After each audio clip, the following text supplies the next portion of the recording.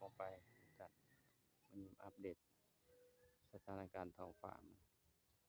จากที่ร้อนมาหลายวันแล้วหลังสงกรานต์มา2-3 วันมื้อนี้วันที่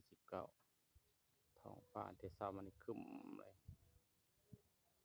คือฝนสิตกเนี่ยนะครึ้มฝนแต่เมื่อคืนนี้ลงมาแล้วทั้งฝนทั้งลมแต่มื้อนี้เช้ามานี่บ่เห็นเลยแสงแดดแสงแบบครึ้มอยู่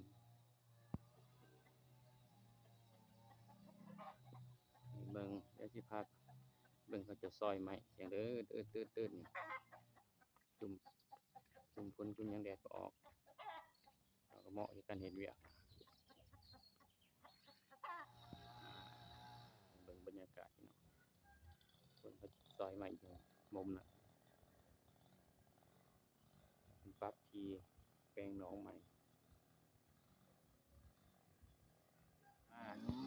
ตรงหน้าช่วงหน้าแล้งก็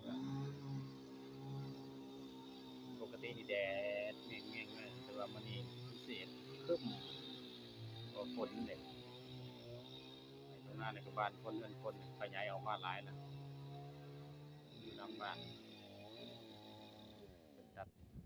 ต้นไม้ทางสวน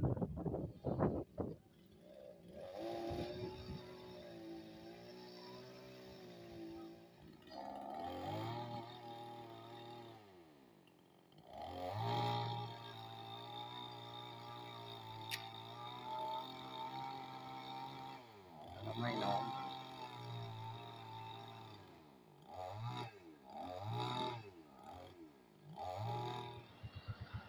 ครึ้มฝนสิตกอันนี้อยู่หน้าถนนพี่น้อง